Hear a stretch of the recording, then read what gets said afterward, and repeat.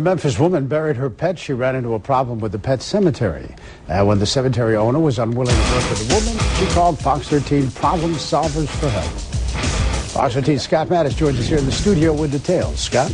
Well, good evening, Steve. Ruby Mikic paid hundreds of dollars over the years to have her pets buried at Pinecrest Pet Cemetery in Memphis. But while she kept on running into problems with the service, she kept on going back. The problem, after her dog Spot died in 2007, she now is still missing what she paid for, a brand new headstone.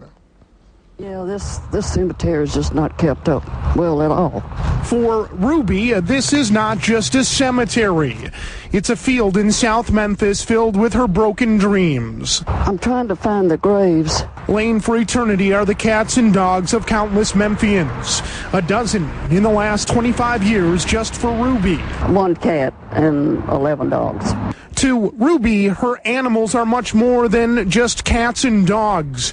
They're family. I'm at peace when I'm around the graves. But when Ruby laid to rest her most recent pet, her beloved dog Spot, she once again came here. Spot's grave is further down. She paid the $500, $200 alone just for the marker. The owner, this man, Travis W. Wright, took the money, and Spot was supposedly buried here. Spot was kind of vicious. Yeah. I really had to watch him, but he was a sweet little dog, and in spite of it. Fast forward more than a year and the site still remains the same. But you'll notice something is still missing. Still don't have a marker. That's right, no headstone for Spot. I do feel frustrated, upset about it, because I think it's unreasonable to wait this long. So Ruby called me and I called Wright.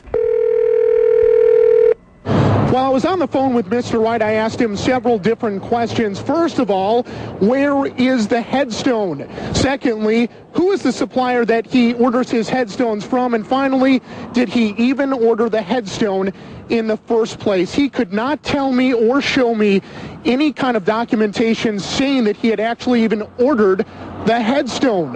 Then he became jovial with me, and then he did exactly what I expected him to do in the first place. He hung up the phone on me. So after several more failed attempts in calling, we went to his home to try and find him. This is the Hacks Cross address he has listed. Out front, it appears no one was home, so we checked out back. Scattered amongst the garbage in the yard were what appears to be dozens of unfinished animal headstones. But again, no sign of Travis. So the next day, on a hunch, the problem solvers went back to the cemetery to see if Wright was there. He was, and this is what happened. Hello, boys. How's it going? Y'all got permission to be on my property? No one told us to leave. Well, I'm telling you to leave right now. You're telling me to leave right now? I'm telling you to leave right now. How's that marker? Did it get here yet? I'm telling you to leave right now. Okay. That's when I became curious about Travis and why he was running away from the Fox 13 problem solvers. This is what I discovered.